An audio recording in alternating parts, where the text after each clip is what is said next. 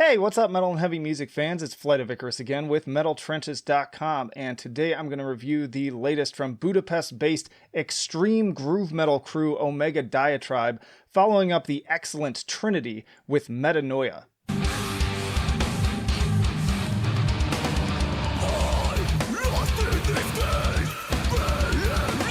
And hey, if you like to be kept up to date with the best and brightest metal bands and albums from the underground and above, then stick with me by hitting that subscribe button down below. Now, I was very curious going into Metanoia. Their previous album, Trinity, ended up being one of my favorite albums of 2018, so the hype was real. But things got even more interesting upon watching the video for lead single Parallel. It was nice to see them having a budget for this, by the way, this time around. In addition to returning to comparisons to Living Sacrifice in the grooves, drumming, and always bleak and even somewhat sorrowful aesthetic, this track also found me making new post-metal connections with its more methodical, atmospheric approach.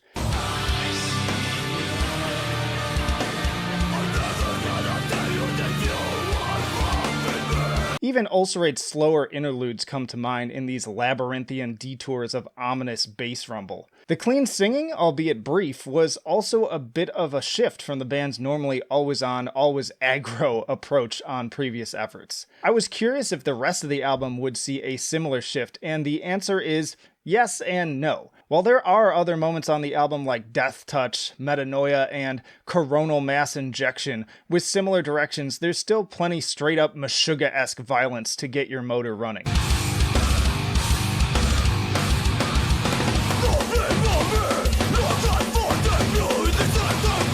You Can't Save Me, Global Fire, and especially Mirror Neuron have zero hesitation when it comes to abusing the listener with their genty riffs and irreverent vocal delivery. There's even some sick wah effect on the latter that reminded me of early Soulfly.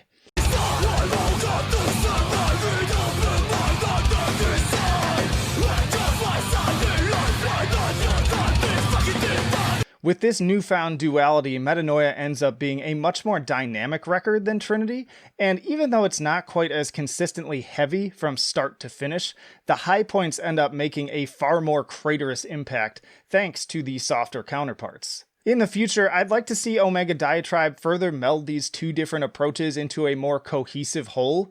At times, the album feels a little too A-B when I'd be more impressed by kind of an ebb and flow within the songs. So ultimately, has Omega Diatribe lived up to the high hopes I had for this follow-up?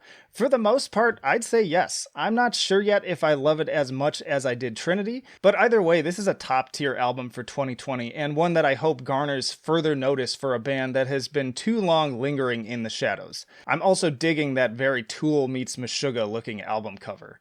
In the end, I give Metanoia a 9 for enjoyability, a 9 for musicianship, and an 8 for innovation. Round that up to an 8.7. It's a B+ for Metanoia and Omega Diatribe.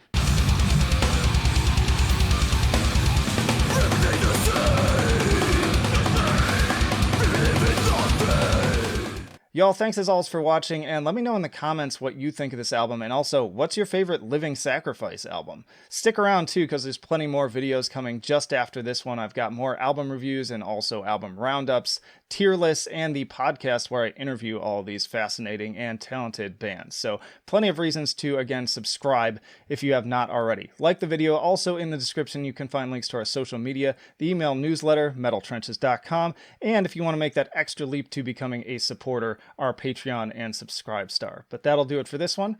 Flight of Icarus signing off. I will see you in the trenches.